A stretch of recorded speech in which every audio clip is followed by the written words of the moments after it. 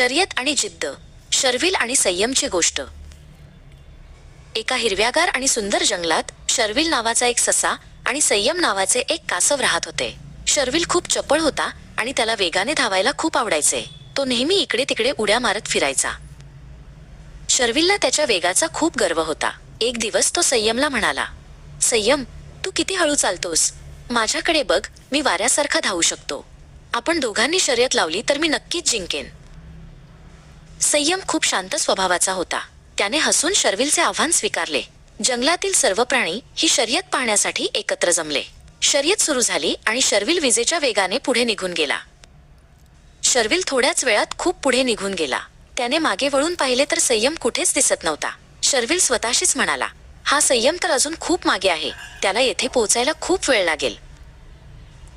रस्त्याच्या कडेला शर्विलला गाजराचे एक मोठे शेत दिसले. लालबुंद आणि रसाळ गाजरे पाहून शर्विलच्या तोंडाला पाणी सुटले. त्याने विचार केला, थोडं खाऊन घेऊया, मग पुन्हा धावू. पोटभर गाजरे खाल्ल्यानंतर शर्विलला आळस आला. दुपारचे ऊनही वाढले होते.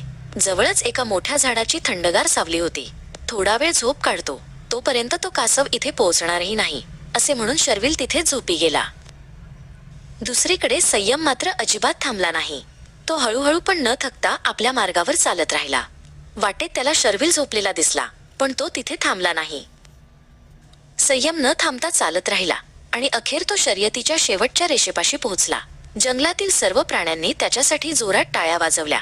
त्या आवाजाने शर्विलची झोप अचानक उडाली. शर्विल खडबडून जागा झाला आणि जोरात धावू लागला. पण जेव्हा तो शेवटच्या रेषेजवळ पोहोचला तेव्हा त्याने पाहिले की संयम आधीच तिथे पोहोचला होता आणि शर्यत जिंकला होता. शर्विलला आपल्या गर्वाचा खूप पश्चात्ताप झाला.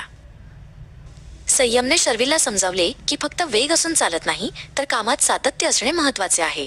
शर्विलने आपली चूक मान्य केली आणि तेव्हापासून त्याने कोणालाही कमी लेखणे थांबवले. बोध: सावकाश आणि सतत काम केल्याने यश मिळते.